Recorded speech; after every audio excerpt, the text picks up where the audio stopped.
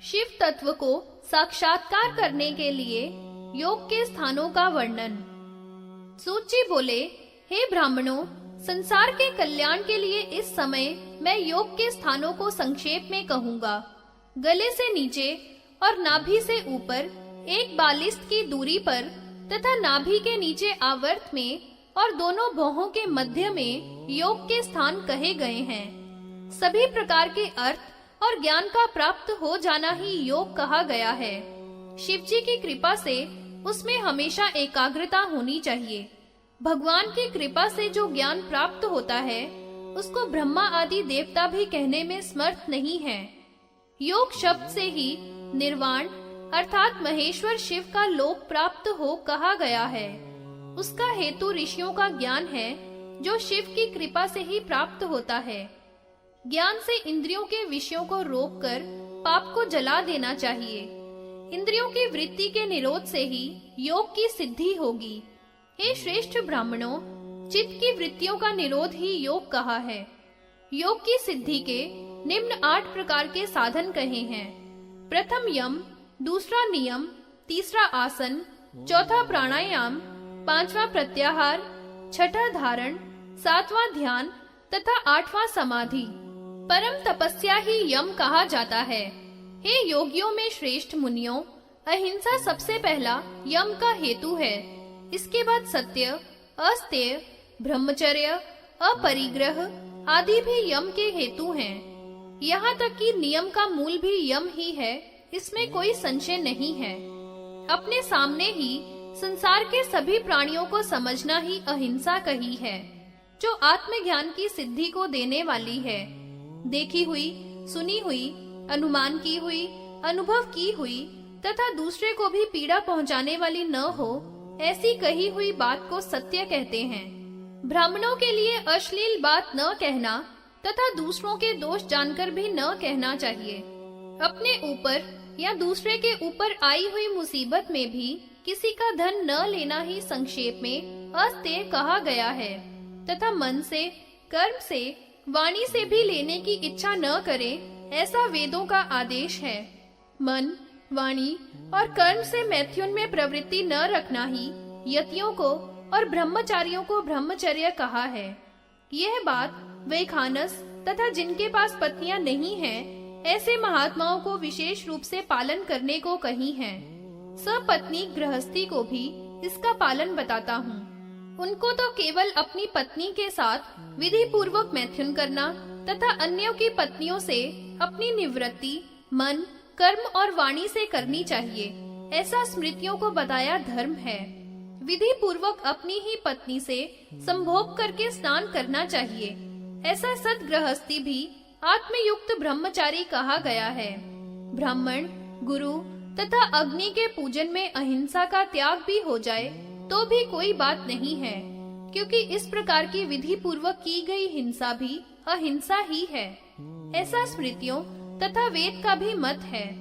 स्त्रियों को सदा परित्याग करें, उनका साथ कभी भी न करें। मुर्दे में जिस प्रकार का चित्त हो जाता है निवृत्ति का, वैसा ही निवृत्ति का चित्त स्त्रियों के प्रति रखना चाहिए। स्त्री अंगार के समान और पुरुष घी के समान है। इससे नारी का संसर्ग दूर से ही परित्याग कर देना चाहिए। भोग से विषयों की तृप्ति कदापि नहीं हो सकती है। मन, कर्म, वाणी से विचार करके तथा वैराग्य से ही विषय शांत हो सकते हैं। इंद्रियों के द्वारा विषयों को भोगने से काम शांत नहीं होती, अपितु अग्नि में घी आहुति देने के समान वे अधिक बढ़ती हैं। हे वेद शास्त्र जानने वाले ऋषियों, त्याग से ही अमरत्व मिलता है। वह कर्म, संतान या द्रव्य से प्राप्त नहीं हो सकता। इसलिए मन, वाणी और कर्म से विराग करना चाहिए और ऋतुकाल को छोड़कर मैथुन से निवृत्ति रखना ब्रह्मचर्य कहा है।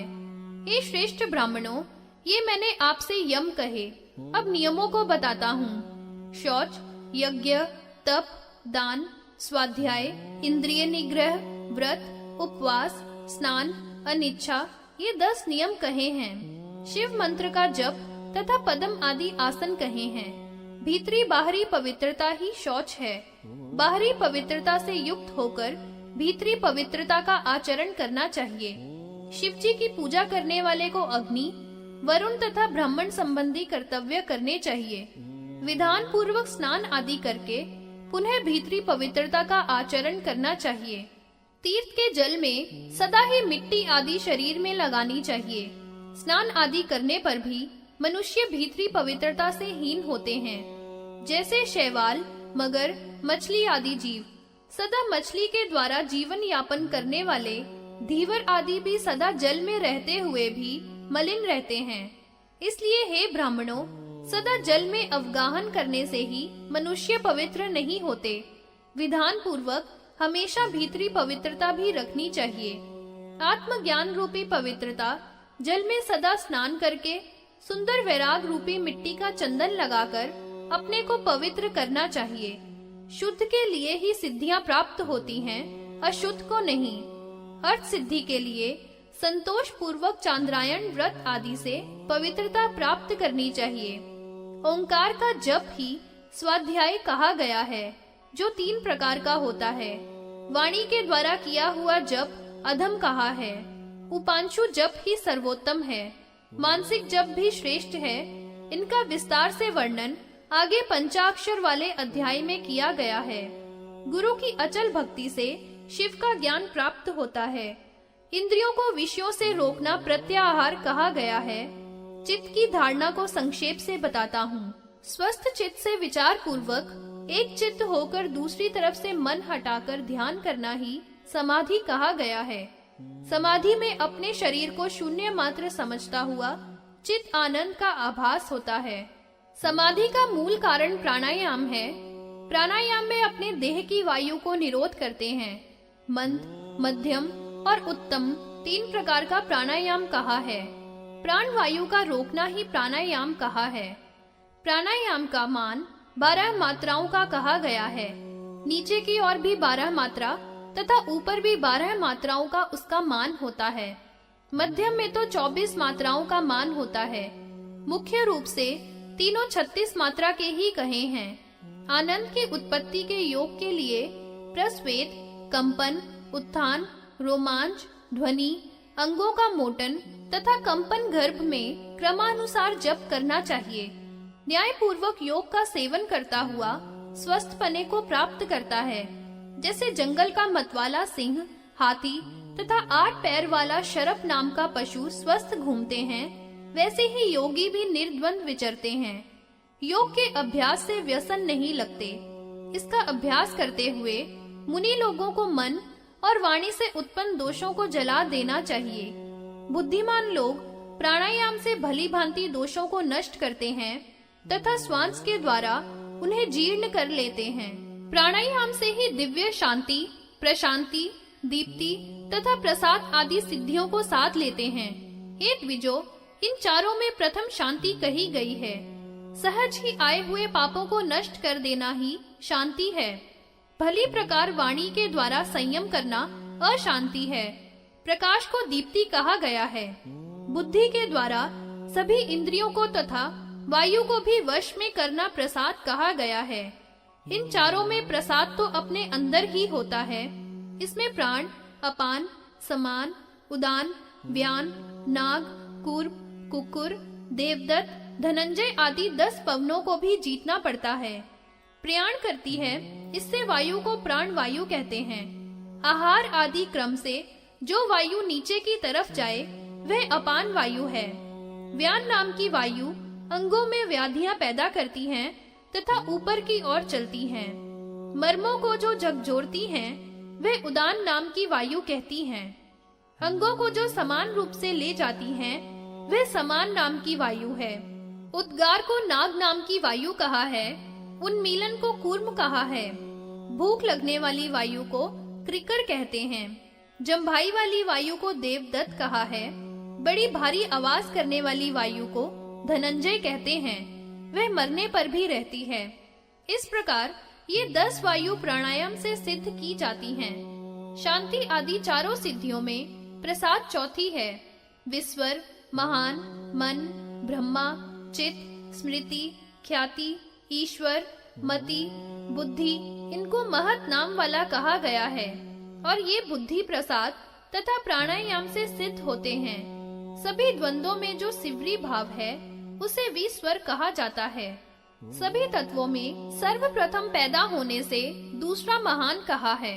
हे ब्रह्म को जानने वाले मुनियों, जो प्रमाण में छोटा है उसे मनन करने के कारण मन कहा है। बड़ा और चौड़ा होने से ब्रह्म कहते हैं। सर्व कर्मों को भोग के लिए जो चुनता है उसे चित्ती कहा है। सभी संबंधों को स्मरण करता है, इससे स्मृति कहा है। ज्ञान आदि के द्वारा अनेकों की व्याख्या करता है, इससे उसे ख्याति कहते हैं। सभी तत्वों का स्वामी, सभी कुछ जानने वाला ईश्वर कहा गया है। मनन करती है तथा मानती है, इससे मति कहते हैं। अर्थ का बोध कराती है तथा बोध करती है, इससे उसे बुद्धि कहते हैं। इस बुद्धि के प्रसाद से प्राणायाम सिद्ध होता है।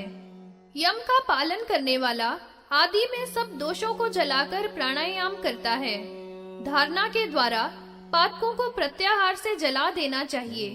विषयों को विष के समान जानकर ईश्वर के गुणों का ध्यान करना चाहिए। समाधि द्वारा प्रज्ञा को बढ़ाना चाहिए।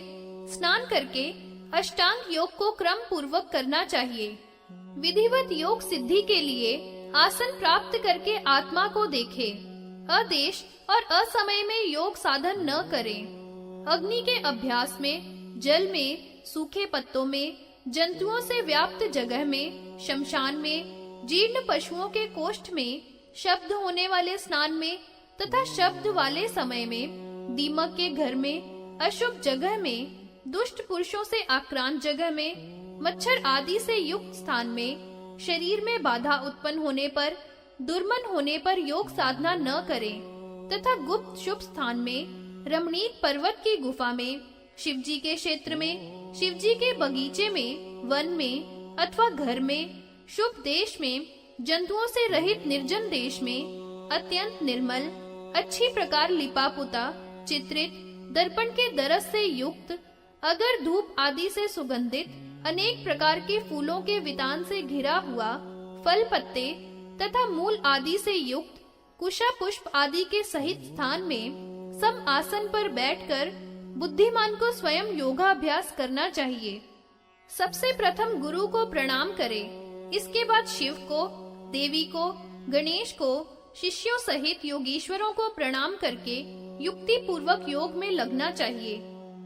आसन पर बैठकर पदम अथवा अर्घासन बांध कर बैठें। सम जंघाओं से अथवा एक जंघा से दोनों पैरों को सिकोड़कर दृढ़ पूर्वक आसन बांध कर रहें। आंखों को एक जगह स्थिर करके छाती को सीधी रखें। पास की एड़ियों से अंडकोशों की तथा मूत्र इंद्री की रक्षा करें।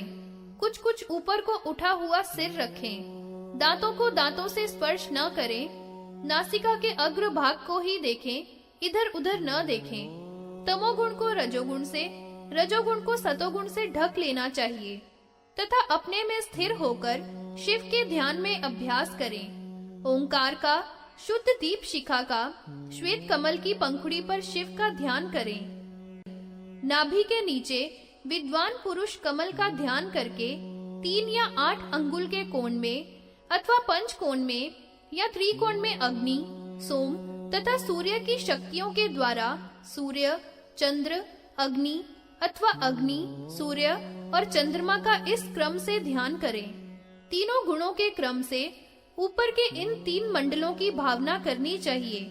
अपने में स्थित होकर रुद्र का अपनी शक्ति के अनुसार शक्ति के सहित चिंतन करें। नाभि में अथवा गले में अथवा दोनों भौहों के मध्य में यथा विधि ललाट की फलिका में मध्य सिर में योगास्त होकर ध्यान करना चाहिए। 2 दल में, 16 में, 12 में, 10 में, 6 में अथवा 4 कोणों में शिव का ध्यान करें। स्वर्ण की सी आभा वाले, अंगार के समान, श्वेत तथा द्वादश आदित्य के समान तेजस्वी अथवा चंद्रमा की परछाई के समान, बिजली की चमक के समान, अग्नि के वर्ण वाला अथवा बिजली की लपट के समान आभा वाले परमेश्वर का चिंतन करना चाहिए। अथवा करोड़ों वज्र की सी चमक वाले अथवा पद्म राग मार्ग की आभा वाले नील लोहित शिव का ध्यान योगी को करना चाहिए।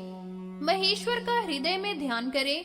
नाभि में सदाशिव का, चंद्रचूड़ का ललाट में तथा दोनों भौहों के मध्य भाग में शंकर जी का ध्यान करना चाहिए। निर्मल, निष्कल, ब्रह्म, शांत, ज्ञान के साक्षात स्वरूप, लक्षण रहित, शुभ, निरालंब, अतर्क्य, नाश और उत्पत्ति से रहित कैवल्य, निर्वाण, निश्रेयस, अमृत, अक्षर, मोक्ष, अद्भुत महानंद, परमानंद, योगानंद, हे उपायों से रहित, सूक्ष्म से भी सूक्ष्म, शिव स्वयं जाना जाए ऐसे न जाने गए परम ज्ञान के स्वरूप अतीन्द्रिय, अनाभास, परात्पर तत्व, सब उपाधियों से अलग, विचार पूर्वक ज्ञान से ही जानने योग्य अद्वैत रूप महादेव को हृदय रूपी कमल में चिंतन करना चाहिए। नाभि में सदा शिव का, सर्व देवताओं के ईश्वर के रूप में चिंतन करें। देह के मध्य में शुद्ध ज्ञान में शिव का ध्यान करें। क्रमशः छोटे, मध्यम तथा उत्तम मार्ग विद्वान पुरुष को कुंभक के द्वारा अभ्यास करना चाहिए। बुद्धिमान पुरुष 32 रेचक को हृदय और नाभि में समाहित करके कुंभक के द्वारा देह के मध्य में शिव का स्मरण करे और इस प्रकार का एकाकी भाव पैदा करे कि जिससे रस की उत्पत्ति होवे। रस की समान स्थिति में ही ब्रह्मवादी विद्वान आनंद मानते हैं। द्वादश धारणा आदि के द्वारा समाधि में जब तक स्थित रहता है तब तक आनंद उत्पन्न होता है, अथवा ज्ञानियों के संपर्क से पैदा होता है, अथवा प्रयत्न से शीघ्र या देर में पुनः पुनः लगने से ज्ञान प्राप्त होता है। गुरु के द्वारा बताए जाने पर अभ्यास करते हुए भी नाश को प्राप्त होता तथा रुकावटों का वर्णन। सूची बोले, हे ऋषियों, योग साधन में सर्वप्रथम आलस्य नाम की आपत्ति आती है। दूसरी व्याधि पीड़ा, प्रमाद, संशय, चित्त की चंचलता, दर्शन में अश्रद्धा, भ्रांति, 3 प्रकार के दुख, दुर्मनस्थता, अयोग्य विषयों में योग्यता होना, ये 10 प्रकार की बाधाएं मुनि लोगों को बताई हैं। आलस्य का कारण तो शरीर का मोटा हो जाना तथा चित्त का योग में न लगना होता है। व्याधि धातु की विषमता से 2 प्रकार की होती है, एक कर्म के द्वारा होने वाली तथा दूसरी दोषों के द्वारा होने वाली। प्रमाद साधनों के अभाव से होता है। भय के द्वारा ऐसा होगा या नहीं कहना ही संशय है। चित्त की चंचलता से योगी का आदर नहीं रहता है। संसार के बंधनों से भूमि आदि प्राप्त करने पर भी यदि मन नहीं एकाग्र होता तो योगी की प्रतिष्ठा नहीं होती। योग साधन में भाव रहित वृत्ति का नाम अश्रद्धा है। गुरु ज्ञान, आचार, शिव आदि में साधक की भावना न होना ही अश्रद्धा है। ज्ञान का विपर्य ही भ्रांति है, जैसे शरीर को ही आत्मा समझना आदि। दुख आध्यात्मिक, अधिभौतिक और अधिदैविक 3 प्रकार के कहे हैं। दुर्मनस्यता को वैराग्य के द्वारा निरोध करना चाहिए। तमोगुण तथा रजोगुण के द्वारा छुआ हुआ मन ही दुर्मन होता है। योग्य और अयोग्य विषयों में विवेक के द्वारा स्वीकृति ही योग्यता है तथा हठ पूर्वक करना अयोग्यता है। इस प्रकार योगियों को योग मार्ग के साधने में यह 10 आपत्तियां आती हैं, किंतु अति अधिक उत्साह वाले मनुष्यों के द्वारा यह नष्ट कर दी जाती हैं। इसमें तनिक भी संदेह नहीं है। इन आपत्तियों के नष्ट हो जाने पर सिद्धि की सूचक बाधाएं उत्पन्न होती हैं। इनमें प्रतिभा नाम की पहली सिद्धि है, दूसरी श्रवण कही गई है, तीसरी वार्ता, चौथी दर्शना, 5वीं आस्वादा, 6ठी वेदना कही गई है। मनुष्य इन 6 सिद्धियों को त्यागने पर ही सिद्ध होता है। प्रतिभा को दूसरों पर प्रभाव डालने वाली सिद्धि कहा है। इसके द्वारा सिद्ध लोग दूसरों को प्रभावित करते हैं, जैसे सूक्ष्म वस्तु को तथा व्यवहार की बात को, बीती हुई तथा आगे की बात को बुद्धि के विवेचन द्वारा बता देना। सभी प्रकार का ज्ञान प्रतिभा का अनुयायी होता है। योगी लोग बिना ही प्रयत्न के सभी शब्दों को श्रवण सिद्धि के बता देते हैं। ह्रस्व, दीर्घ और प्लुत का ज्ञान भी उन्हें श्रवण सिद्धि के द्वारा सहज ही में हो जाता है। स्पर्श के द्वारा वेदना सिद्धि का मान होता है। दर्शना सिद्धि के द्वारा बिना ही प्रयत्न के दिव्य रूपों के दर्शन होने लगते हैं। दिव्य रसों का स्वाद बिना प्रयत्न के ही जिस सिद्धि से मिलता है उसको आस्वादा सिद्धि कहा गया है। तन्मात्रा के द्वारा दिव्य गंधों का बिना ही प्रयत्न के आभास कराने वाली सिद्धि वार्ता है। इस संसार में औपसर्गिक आदि 64 प्रकार के गुण कहे हैं, परंतु योगी को आत्म कामना के लिए इन्हें सर्वथा त्याग कर देना चाहिए। इन गुणों के पिशाच, पार्थिव, राक्षस, याक्ष, गांधर्व, इंद्र, व्योमात्मक, प्रजापत्य, अहंकार, ब्रह्मा आदि नाम बताए हैं। इनमें आदि को 8 रूपों वाला, दूसरे को 16 रूपों वाला बताया है।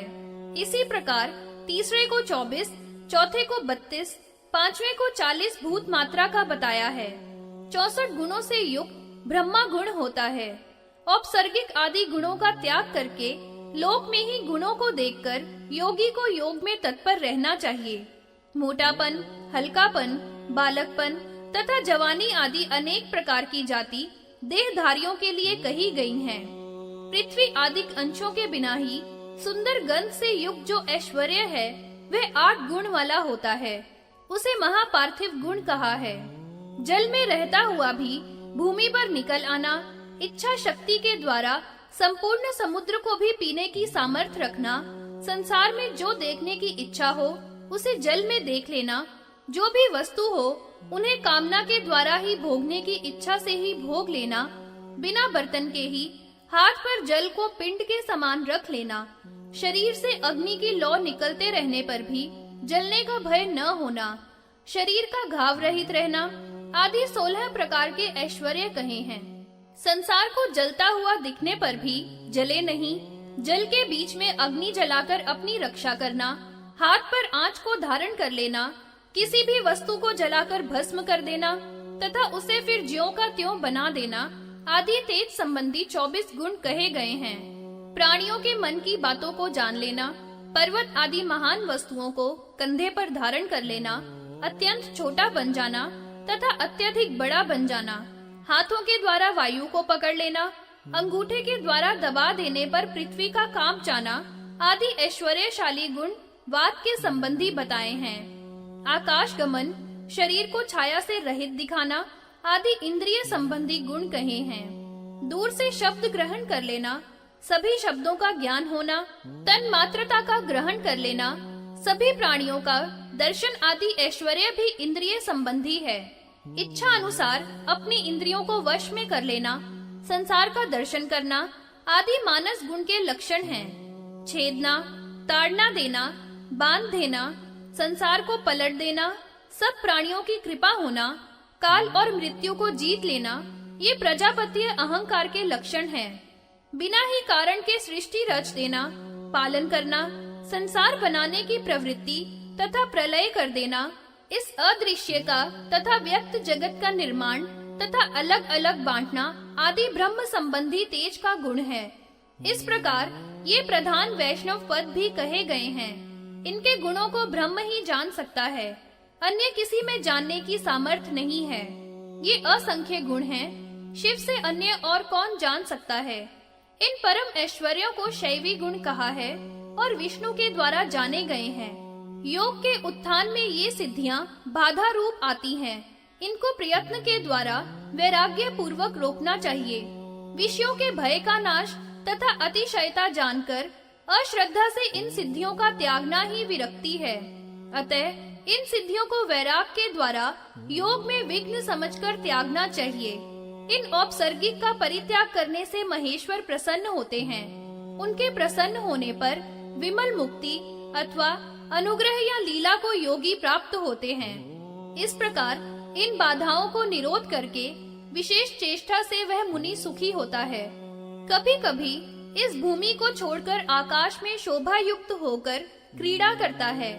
कभी वह वेदों का उच्चारण करने लगता है, कभी उनके सूक्ष्म अर्थों को बतलाता है, कभी कभी श्रुतियों के अर्थों को बतलाता हुआ श्लोक बनाने लगता है, कभी हजारों प्रकार के बंधनों से बंध जाता है, कभी मृग पक्षियों के शब्द ज्ञान का बखान करने लगता है। ब्रह्मा से लेकर स्थावर जंगम तक सभी को हाथ में रखे हुए आंवले के समान देखने लगता है।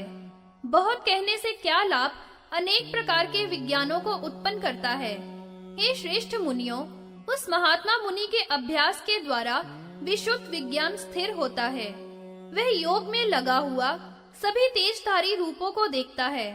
अनेक प्रकार के देवताओं के प्रतिबिंब और हजारों विमानों को देखता है। वह योगी ब्रह्मा, विष्णु, इंद्र, अग्नि, वरुण, आदिक, ग्रह, नक्षत्र, तारे, अनेकों हजारों भुवन, पाताल, तलों की संख्या आदि को समाधि में बैठा हुआ आत्म विद्या के दीपक के प्रकाश से स्वस्थ चित्त से अचल होकर देखता है।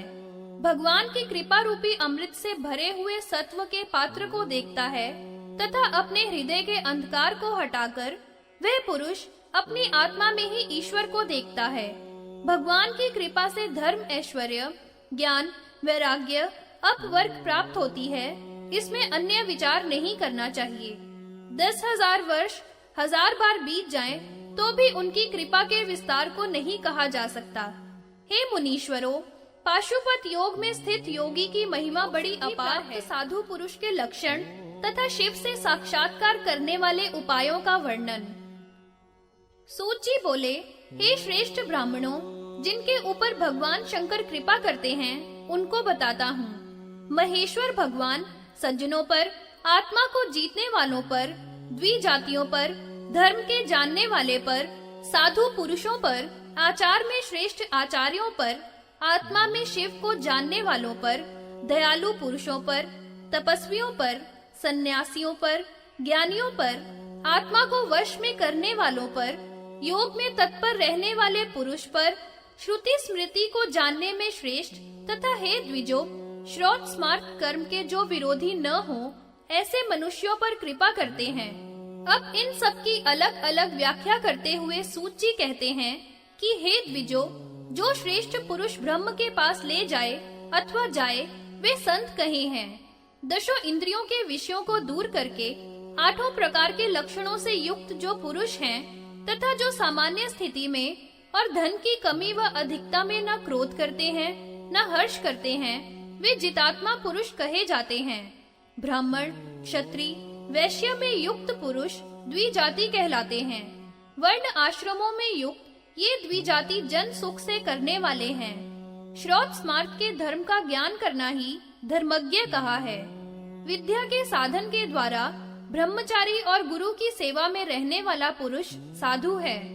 क्रिया की साधना के द्वारा गृहस्थ भी साधु है, ऐसा कहा है। तपस्या की साधना करने के कारण वन में रहने वाला वखान सभी साधु कहा गया है। यत्न करने वाला यति भी साधु ही है, क्योंकि वह योग साधना करता है। इस प्रकार धर्म आश्रमों के साधन करने वाले को साधु कहा गया है, चाहे वह गृहस्थ हो, ब्रह्मचारी हो, वानप्रस्थ हो या यति हो।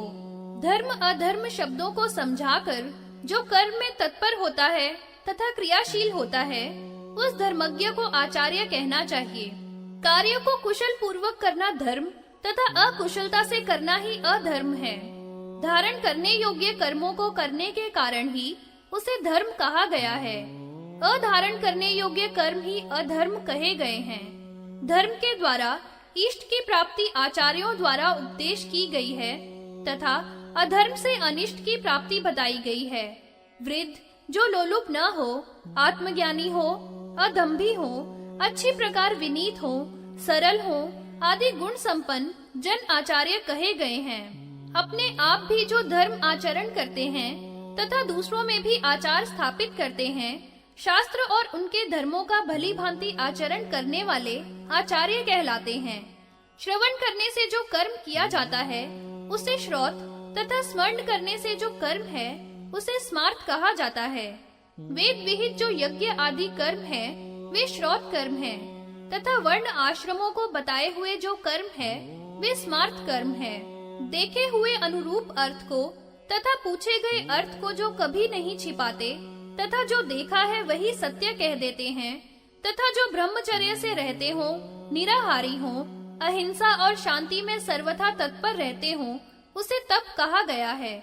जो हित अनहित समझकर सभी प्राणियों में अपने समान ही बर्ताव करता है, उस पुण्य में वृत्ति को ही दया कहते हैं। जो हव्य उचित न्याय पूर्वक आया हो और वह गुणवान को दिया जाए, वह दान का लक्षण कहा है। छोटा, बीच का तथा बड़ा, इस प्रकार का ही कहा है। करुणा पूर्वक सभी प्राणियों को बराबर भागों में बांट दिया जाए, उसे मध्यम यानी बीज का दान कहा जाता है। श्रुति स्मृति के द्वारा बताया गया तथा वर्ण आश्रमों को बताया गया माया और कर्म के फल को त्याग देने वाला योगी ही शिवात्मा है, अर्थात वह अपने अंदर ही शिव को देखता है। सभी दोषों को त्याग देने वाला पुरुष ही युक्त योगी कहा गया है। जो पुरुष असंयमी न हो तथा विषयों में आसक्त न हो, विचारवान हो, लोभी न हो, वही सच्चा संयमकारी है। अपने लिए अथवा दूसरों के लिए अपनी इंद्रियों को समान रूप से प्रयोग करता है तथा कभी झूठ में अपनी आत्मा को प्रवेश नहीं होने देता, यह शम के लक्षण है। अनिष्ट में कभी भयभीत नहीं होता तथा इष्ट में कभी प्रसन्न न होता हो। ताप तथा विषाद निवृत्ति और विरक्ति से सदा अलग रहे, वह संन्यास का लक्षण है। कर्मों से आसक्ति न रखना अर्थात कर्मों से अलग रहना ही संन्यास है। चेतना तथा अचेतना का विशेष ज्ञान ही वास्तव में ज्ञान कहा है। इसी प्रकार के ज्ञान युक्त तथा श्रद्धा युक्त योगी पर भगवान शंकर की कृपा होती है। उसी पर वे प्रसन्न होते हैं, इसमें संशय नहीं है। हे ब्राह्मणों, वास्तव में यही धर्म है, किंतु परमेश्वर के विषय में गुह्य जो रहस्य है उसे सब जगह प्रकट न करे। शिव की भक्ति ऐसे पुरुष को बिना संदेह के ही मुक्ति प्रदान कर देती है। भगवान शिव अपने भक्त के वश में रहते हैं, चाहे वे अयोग्य ही क्यों न हो। उसे अनेक प्रकार के अंधकार से छुड़ाकर उस पर प्रसन्न होते हैं। उसे ज्ञान, अध्ययन, पढ़ाना, हवन करना, ध्यान, तप, वेद शास्त्र पढ़ना या सुनना, दान देना तथा हजारों चंद्रायण व्रत करना तथा और भी अनेक प्रकार के व्रत आदि रखना भक्त के लिए जरूरी नहीं है। उस पर तो शिव सदा प्रसन्न रहते हैं। हे श्रेष्ठ मुनियों, जो लोग भगवान शिव की भक्ति नहीं करते, वे इस पर्वत की गुफा के समान संसार में गिरते हैं और भक्त भगवान के द्वारा उठा लिए जाते हैं। हे ब्राह्मणों, जब मनुष्य इस संसार में भक्तों के दर्शन मात्र से ही स्वर्ग आदि लोकों को प्राप्त कर लेते हैं, तो भक्तों के लिए तो दुर्लभ ही क्या है। भक्त लोग भगवान शिव की कृपा से ब्रह्मा, विष्णु तथा देवताओं के राजा इंद्र तथा और भी अन्य उत्तम स्थानों व पदों को प्राप्त कर लेते हैं। भक्ति से मुनि लोगों को बल एवं सौभाग्य की प्राप्ति होती है। हे ब्राह्मणों, प्राचीन समय में बनारस के अविमुक्त क्षेत्र में विराजमान भगवान श्री महेश्वर जो रुद्र हैं, उनसे भगवान पार्वती ने जो बात पूछी थी और जो भगवान रुद्र ने रुद्राणी देवी पार्वती को जो बताया था, वह सुनाता हूँ। वाराणसी पुरी में भगवान रुद्र को प्राप्त कर भगवती इस प्रकार पूछने लगी। देवी बोली, हे प्रभो, हे महादेव जी, आप किस उपाय या पूजा के द्वारा वश में हो जाते हो? विद्या के द्वारा या तपस्या के द्वारा अथवा योग के द्वारा? सो मुझे आप कृपा करके बतलाइए। सूत जी कहने लगे, हे ऋषियों, इस प्रकार भगवती के वचनों को सुनकर शिव जी ने पार्वती जी को देखा। फिर बाल चंद्रमा के तिलक को धारण करने वाले शिव जी पूर्ण चंद्रमा के समान सुंदर मुख वाली पार्वती जी से हंसते हुए इस प्रकार बोले, हे देवी, इस सुंदरपुरी को प्राप्त करके बहुत ही सुंदर प्रश्न तुमने पूछा है। हे पार्वती जी, इसी प्रकार का प्रश्न बहुत समय पहले हिमालय की पत्नी मैना ने हिमालय से किया था, उसका मुझे स्मरण हो रहा है। हे विलासिनी, जो तुमने आज पूछा है वह पूर्व काल में पितामह ब्रह्मा जी ने पूछा था। हे कल्याणी, ब्रह्मा ने मुझे श्वेत नामक कल्प में श्वेत वर्ण का देखा तथा सद्योजात नामक मेरे अवतार को देखा। रक्त कल्प में मुझे लाल रंग का देखा। ईशान कल्प में विश्व रूपाख्य को देखा। इस प्रकार से मुझ विश्व रूप शिव को देखकर ब्रह्मा जी बोले, हे वामदेव, हे तत्पुरुष, हे अघोर, हे दयानिधे, देवाधिदेव महादेव जी, आप मुझे गायत्री के साथ दिखे हैं और हे प्रभु, आप किस प्रकार वश में हो जाते हो और किस प्रकार आपका ध्यान करना चाहिए अथवा आप कहाँ ध्यान किए जाते हैं, आप कहाँ देखे जाते हैं तथा कहाँ पूजे जाते हैं, सो आप हमें कृपा पूर्वक बताइए, क्योंकि आप बताने में सब प्रकार समर्थ हैं। भगवान बोले, हे कमल से पैदा होने वाले ब्रह्मा जी, मैं तो केवल श्रद्धा से ही वश में होता हूँ। मैं लिंग में हमेशा ध्यान करने के योग्य हूँ तथा क्षीर समुद्र में विष्णु के द्वारा देखा गया हूँ और इस पंच रूप के द्वारा 5 ब्राह्मणों से पूज्य हूँ। मेरे ऐसा कहने पर ब्रह्मा जी बड़े भाव से बोले, हे जगत गुरु, वास्तव में आप मुझे आज भी भक्ति से ही दिखे हो। ऐसा कहकर मेरे लिए अधिक श्रद्धा भाव दिखाया। सो हे पार्वती जी, मैं श्रद्धा से वश में होता हूँ और लिंग में ही पूज्य हूँ। श्रद्धा पूर्वक ब्राह्मणों के द्वारा मेरी पूजा करनी चाहिए, क्योंकि श्रद्धा में ही परम धर्म है। श्रद्धा ही सूक्ष्म ज्ञान, तप, हवन है। श्रद्धा ही मोक्ष, स्वर्ग आदि सभी है और श्रद्धा से ही सदा मैं दर्शन देता हूँ। कल्प में सद्योजात की महिमा का वर्णन।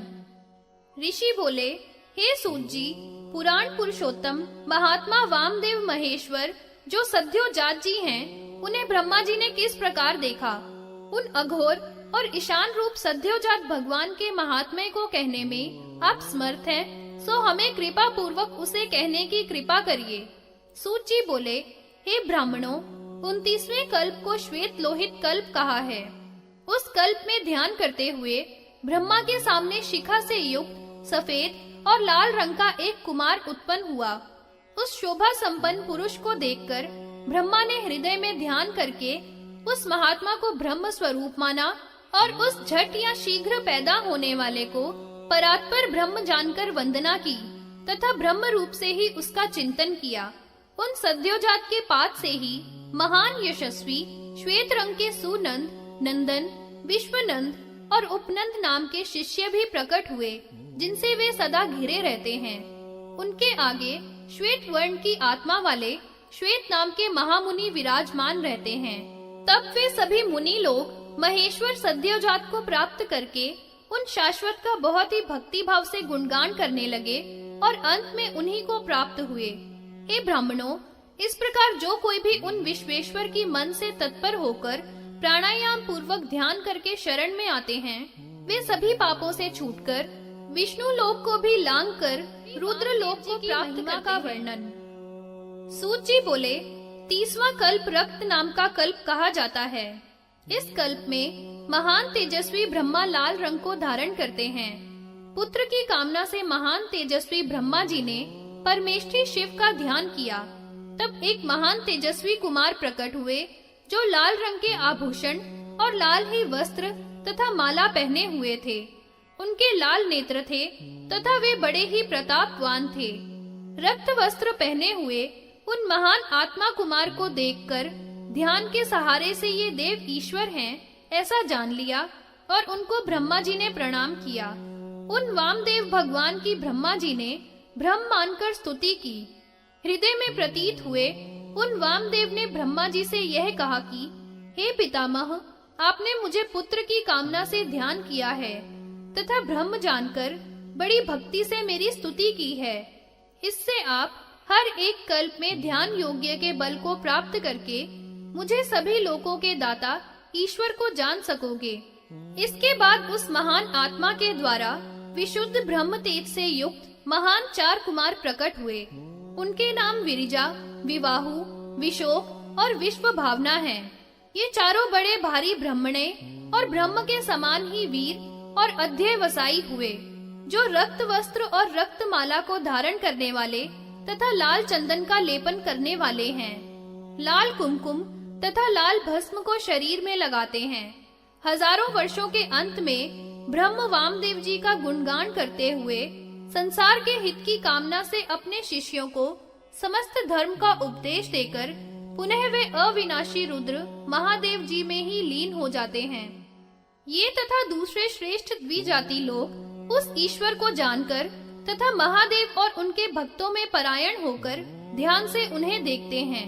वे सभी निर्मल और ब्रह्मचारी मनुष्य पापों से छूटकर रुद्र लोक को जाते हैं तथा संसार के आवागमन से भी तत्पुरुष का महात्म्य।